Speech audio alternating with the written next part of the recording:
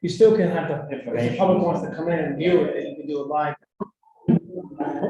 Ready? Oh, I guess you need to bring it. Magic hair.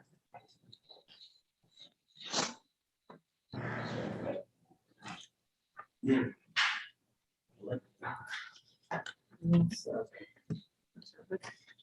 don't know, let me see what this show up there.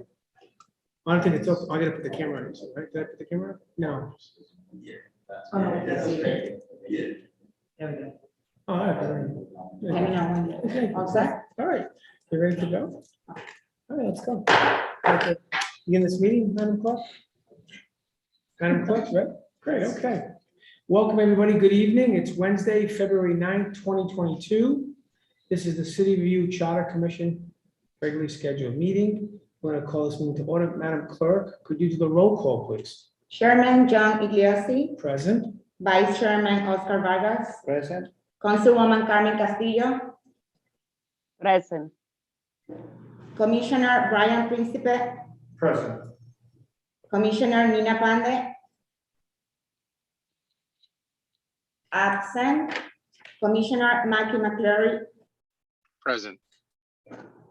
Commissioner Tiana Ochoa, Present. Commissioner Robert Rishi, Present. Commissioner Dr. Wayne Montague, Present. 8 present, 1 absent. We have a quorum. Thank you and welcome, everybody. Welcome, commissioners. Thank you for taking the time. I think we have a series of guests this evening to talk about their proposed ideas about the proposed charter changes. I'll let the record reflect, by the way, that Deputy Solicitor Kenny Chavarini is present, Councilman Guncott is present, Councilman LaFortune is present, Deputy Majority Leader Mary Kay Harris is present. Right? I think everybody else is going to be a speaker, right? I believe. Right? If I miss anybody, Madam Clerk, you can help. Right? So with that said, I think we have, I know Yvonne's been working diligently, helping us guide us through this commission process. And I think the first individual is the city solicitor tonight. Is that right? I think Mr. Chavarini is going to Okay, be, great. good. Perfect. So, city solicitor Chavarini, do you have a presentation or on behalf of the solicitor's office to talk to us about the charter? We did one, Mr. Chair, maybe a few weeks ago, but the solicitor was unable to be here, as Yvonne had mentioned. And I spoke to him about any recommendations about the basic provisions outlined in Article 1. Essentially, the provisions of Article 1 are the form of government and the exercise of powers, and then definitions. And the solicitor did not have any recommendations for changes. They're fairly straightforward and simple charter sections. And the representation that I'm here to make is that we're not making any changes or proposed changes to Article 1. Okay, all right. So, is that at this time? There were no grammar for the definitions or anything like that involved this time for Article 1?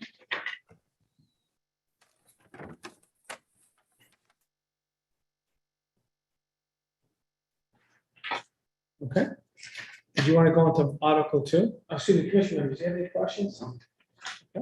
No. That's okay. We can always go back. Don't answer, remember that. You want to talk about Article 2? And generally speaking, I know Kathy Placencia is here from the Board of Canvassers, who, works closely with our office and specifically me. It outlines elections, talking about the terms of office. And several years ago, I believe it was back in 2002, there was a change to Article 2 relative to term limits. Some, including yourself, Mr. Chair, are term limited based upon that. But prior to that, you could serve as long as you wanted. There were no term limits to the charter change that took place in 2002.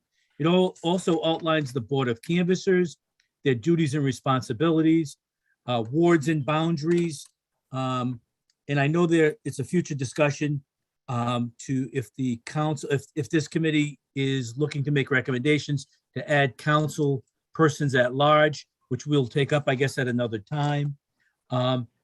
The swearing in of elected officers, and then the other interesting thing is what happens with vacancies. As you recall, Mr. Chair, some time ago, there was a recommendation by a council person relative to if an individual prior to conviction, if they had been charged. But that had never been passed. It was a proposal. And then we go on to recall and the protocols and the procedure for recall, which not that long ago, that section was utilized relative to a council person or two council people. And then finally, the initiatives about qualified electors and whatnot. And once again, Mr. Chair, the solicitor's office is not making any recommendations relative to this section. Certainly, we will assist if there is a proposal for any changes, as well as any changes in the council form as far as council folks at large. Okay. Commissioners, anybody have a question? Deputy Majority Leader Mary Kay Harris, have your hand up? Yes, thank you. And thank you for the opportunity to speak. I want to make sure that I step in on Article 204. As you may already know, I am serving as a committee member of the Ward Boundary Committee. There have been some suggestions that I've been speaking to our inner staff about as far as the advertisement. And I would like for us to continue that conversation simply because since the time of advertisement and the time the city charter required a reporting, giving the report of, advertising the hearings, the public hearings. As you already know, and we already know, our geographic area have grown, and we should consider, other than Providence Journal being a source of communication to our public. So I would like to entertain this conversation even further, maybe with you, Council President, and the city solicitor. Thank you for this opportunity to speak. Thank you. We will. City Solicitor Shevering, could you follow up with Deputy Majority Leader Mary Kay Harris on that request? And absolutely will, Mr. Chair. And as she points out perfectly, the Journal was the only newspaper in town for a number of years. And obviously there's many forms with the internet, social media, as far as advertising. And the gist and the intent here is to notify as many people as possible when there's going to be a change in the wards and the boundaries. So she's absolutely right. Thank you. Okay, great. And Yvonne, if you could follow up with that, appreciate it. Okay. So, Mr. Solicitor, can I move on to the Board of Canvassers, and you can talk about Section 2 more, or? Absolutely. You okay? Okay, great. So we have Ms. Kathy Planciere, right, Board of Canvassers, am I saying it right? Placencia. Placencia. Councilman Vargas, Paciencia. thank you. So welcome, fire for the record, what she does. Sorry. Oh, okay, and Jordan Seabury, who's a Board of Canvassman. Okay, great, fantastic. So if you both could just identify yourself for the record, your position, where you work, and tell us what your thoughts are, okay? Madam Clerk? Jordan? You can go Sure. ahead. Good evening, Mr. Chairman, members of the committee. Thank you for the invitation. My name is Jordan Seabury. I serve as chair of the Board of Canvassers, where I have the fortune of working with Ms. Placencia and the rest of the team on the first floor office, overseeing free, fair, and efficient elections for the city, whether that is in a pandemic or not. This office has blown me away in terms of their dedication, their just rapid ability to show up every day. The office never closed through COVID. These folks were there day in and day out, making sure that folks had the protected constitutional right to participate in elections. So it's a joy to serve with them. And Mr. Chairman, it's a joy to keep things simple and report that our team is not requesting any changes to the charter at this time. We have no requests or recommendations. Councilwoman Castillo, Commissioner Castillo. Wait,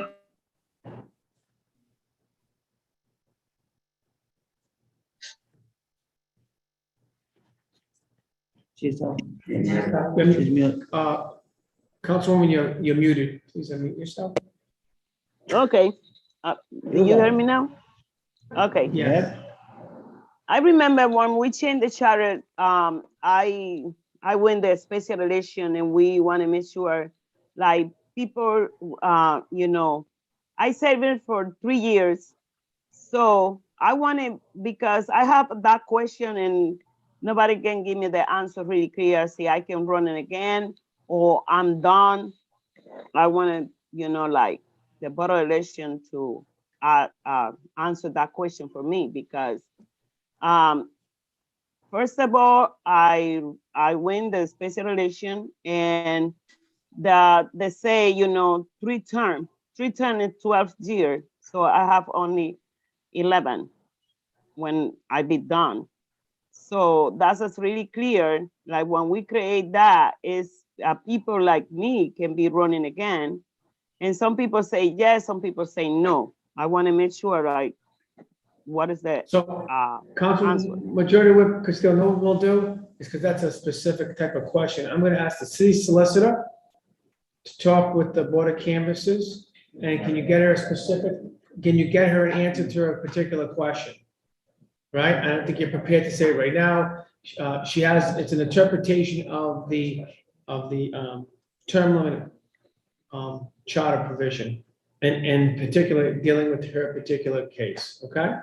Absolutely. So I don't think you should do it right now. I think you should do some research and make sure that it's all the I's are dotted and the T's are crossed. And if you could get an answer to her by the end of the week or whatever the interpretation is, I think it'll be very helpful.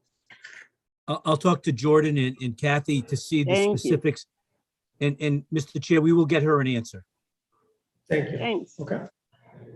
Thank you, Majority Whip Castillo. Deputy Majority Mary Kay Harris, do you have a question? Or your hands up?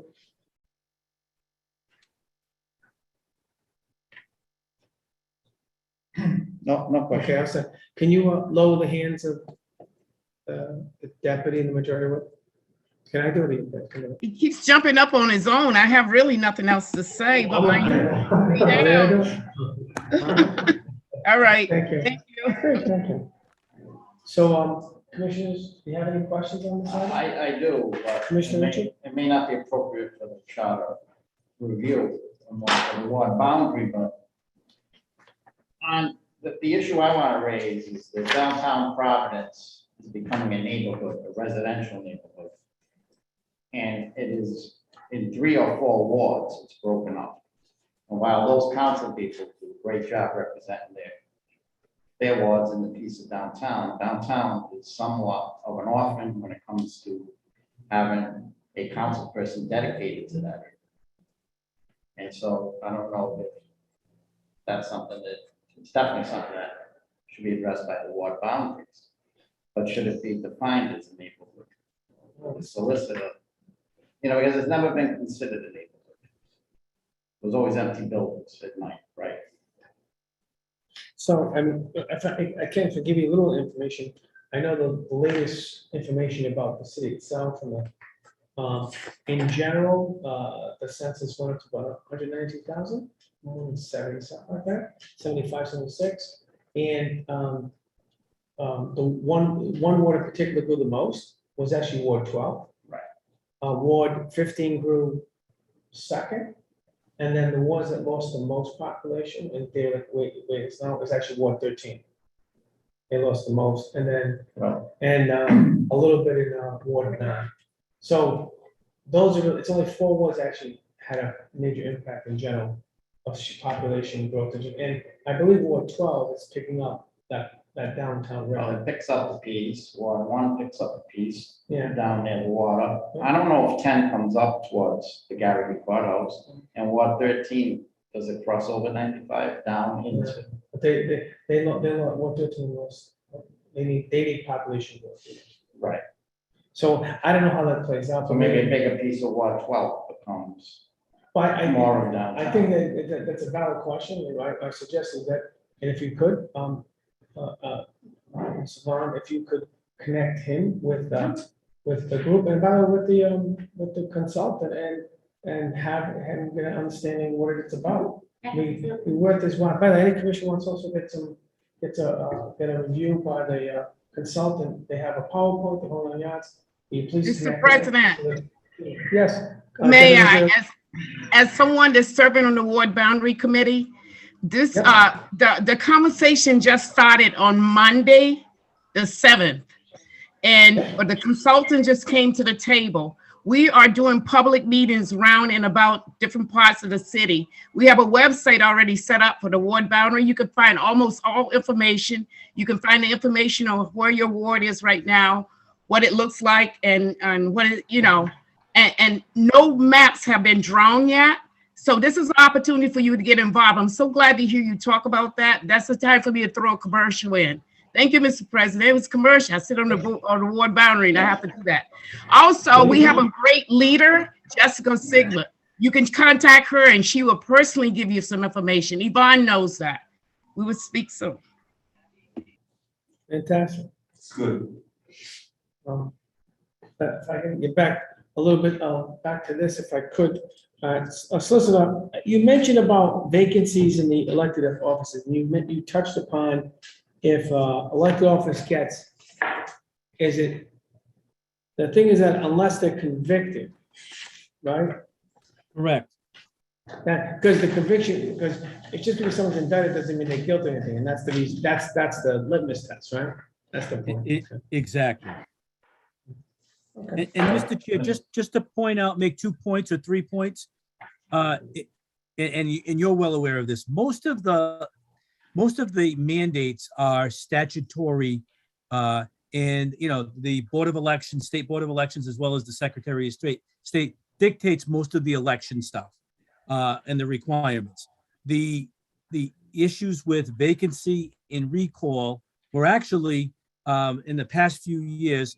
The Board of Canvassers were utilized, and Jordan or Kathy can tell you the provisions in the charter worked as they were supposed to, and they worked very well with recall and the vacancies. And as Jordan points out, especially right during a vacancy, we had a special election.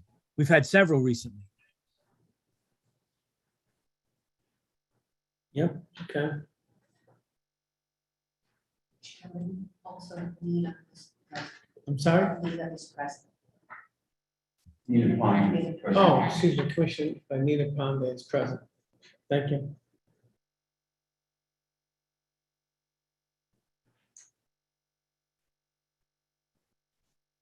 Okay.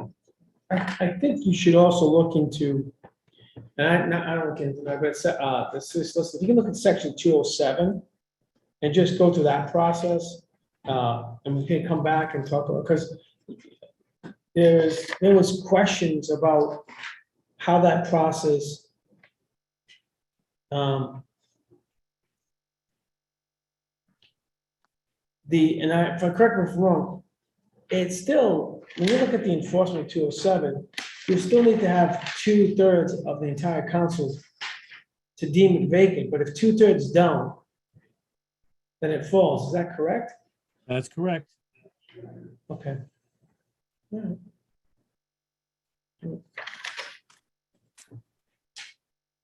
Does anybody have any other comments, questions about this section? Does the Board of Elections during your process, were there any issues that you think that may not be in the charter now, but that actually could be in the charter that would help? Or you feel that right now, everything's fine? From my perspective, I think it worked as though it should. But I would defer to Jordan or Kathy if they've had any other issues. They deal daily with the State Board of Elections. I'm usually called in when there's a legal issue. So I did not see it, but maybe Kathy or the chair did. Yeah, Chairman, I'll let Kathy field any issues that she saw, but from my review, there were no needed changes there. So the thing was, remember, at one point in time, we had to call for a special election, and then wasn't there like a timing issue where there wasn't enough time, like it was such a condensed time frame to get it done, or like you had a certain time frame. I'm just trying to go by recollection. There was like a time problem. I thought we solved it, but it was like their backs were against the wall to get it done in time, and I didn't know if it was a time constraint imposed by charter, time constraint imposed by state law. I forgot what it was. And we all were kind of rushing to try to figure out how to, it was getting these special elections and stuff done. And I know there was like some problems, right? I thought. Good, Mr. Chair. And I may be wrong, so. No, you're right. And I think it had to do with Councilman Gonclave's election. I think the problem that was holding it all up was the pandemic. And we were waiting for authorization from the state, and they were limiting having elections. They had a presidential election, and they wanted to do mail ballots. And I think Kathy can address the specifics, but it was more the pandemic that was limiting us setting the timeline. Was the impact of the pandemic. Councilman Goncalves, your name was mentioned, so I think you'd like to weigh in. Thank you, Council President. I can weigh in here. I think the concern was the lapse in representation and ensuring that there was representation for the ward, considering there was no opposing party candidate. So that's something that could certainly be looked into. If there's no opposing party candidate, it might be something that this board can look into, so there's no lapse in representation. As far as the downtown representation, I heard one of the committee members mention this. There are several high-end condos and units downtown, and they're not as engaged in the political process, but we've been doing everything that we can as an office to certainly engage with some of those voters downtown and those constituents downtown. But to your point, it's not an established neighborhood, but I just want to relay on this call that they certainly have representation. We've been working very diligently to build those relationships and to ensure that they are represented on the council. Thank you, Mr. President. Thank you, Councilman Goncalves. Any other council questions? Commissioners? I do one. Commissioner Perez? I'm waiting for you to catch me. You didn't catch me that one, did you? I did catch you. It's a Vargas. I know, I want to tease you this time. I told him, go get last one, so I'm teasing him. This, I was, you didn't, I stopped. Vargas. I know, I have to tease you, man. I don't see this for the solicitor. I don't see any numbers. I don't see any numbers. For example, if a candidate wants to run in such area or such ward, how many days they have to move in to be eligible to run in that particular area? I don't see a number here. I only see. It's state law? That's a state law? Qualified elector, so 30 days. Sorry, that's a state law? You got to register 30 days both prior to the election. Okay. That answered my question. Thank you. Any other Proceed. question, Councilman Vargas? No, Mr. President.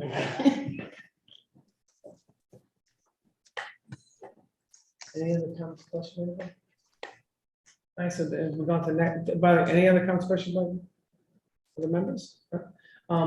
We go item number 2, I guess, is updates on community sessions and outreach, I believe by Ms. Yvonne.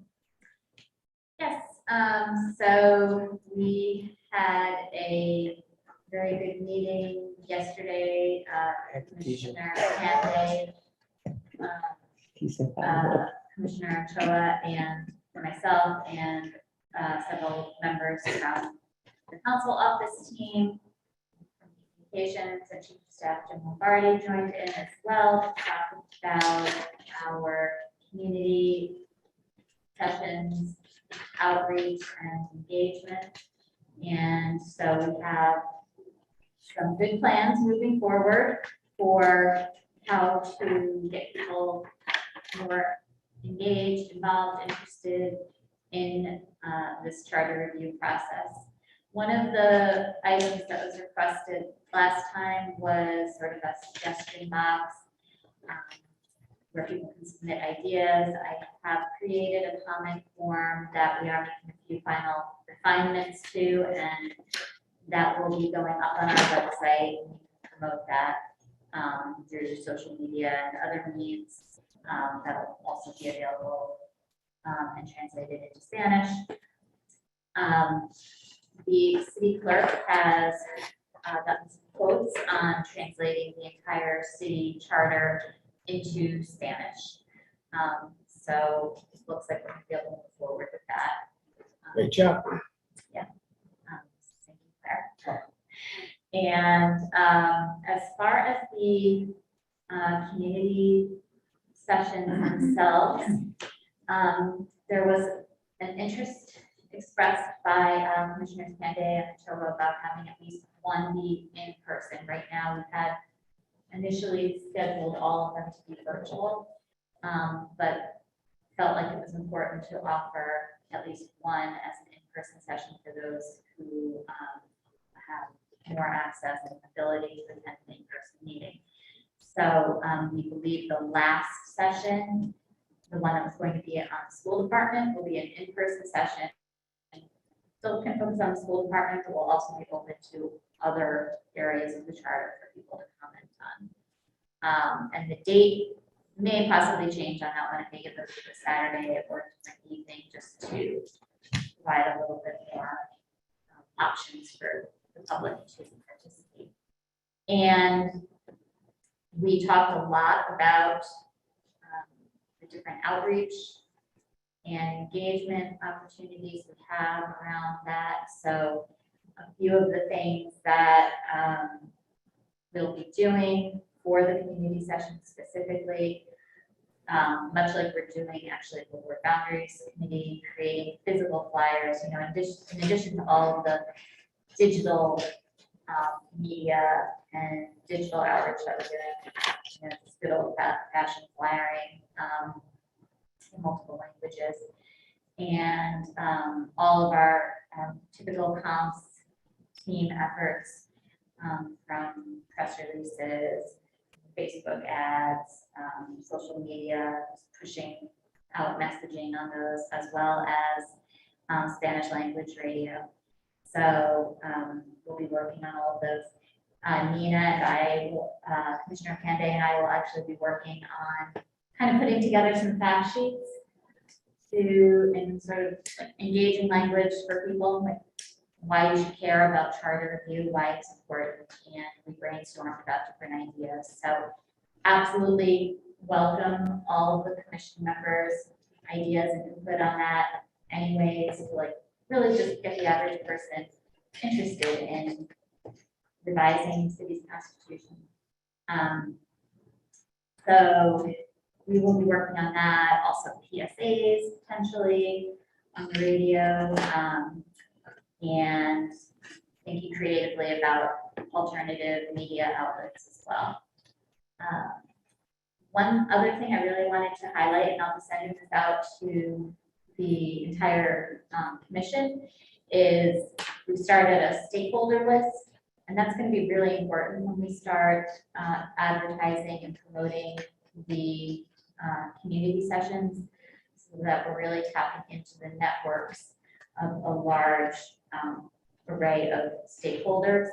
So we've already started that. I have it as a Google sheet. I'll send out the link to the whole commission. So please just keep adding into that, and then we'll start doing email blasts as these community sessions get closer.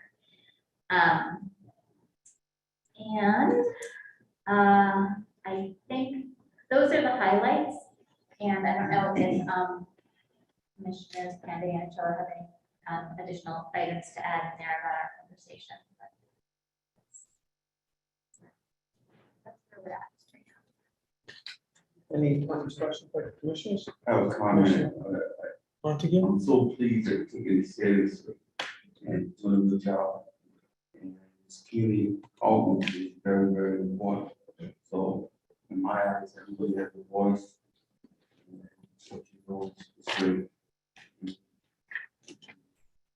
With what you can. So everybody has an opportunity. Thank you. I do have one comment. Commissioner Ritchie? Is there in the outreach a definition of what this is about? There will be. Okay. Yes, We absolutely. don't want to raise expectations. exactly, right? exactly. Complain about pothole, which is an Yeah. important issue, but it's not the right thing. Definitely, Okay. yes. Yeah. Councilman Vargas? Thanks again. Everything? Thank you. Former Councilman Pittsburgh? Thank you, Council President, Mr. Chair.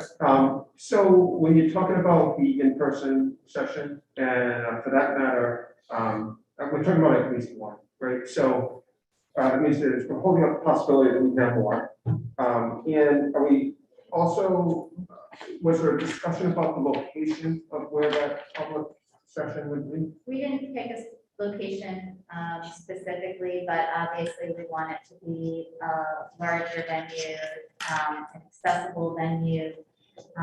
Probably, potentially looking at PCTA or another school site that has large auditorium space and seating and spread out, where it's accessible on bus lines, parking. Yeah. But any suggestions, ideas? No, but you had this right on there. I mean, a place like PCTA's auditorium, Mount Pleasant auditorium, we have a lot of auditoriums in our schools throughout the city that can provide the space necessary and the ability for people to get their own bus lines, parking and everything else. So that would be great. Thank you. Any other comments, questions? Commissioners? Other commissioners? Okay, with all that, thank you, ladies, and our next meeting is next Wednesday. And we'll have more information, we'll have more testimony from more departments, is that correct? That is correct. Okay, fantastic. With that said, if there's no more further business before this honorable commission, do I have a motion to adjourn? Motion. Motion. Second. I'll do you second. I second. Councilman Vargas, discussion, all in favor? Aye. Thank you. One yourself. Good night. Commissioner Montague, second was Commissioner Councilman Vargas. CCB.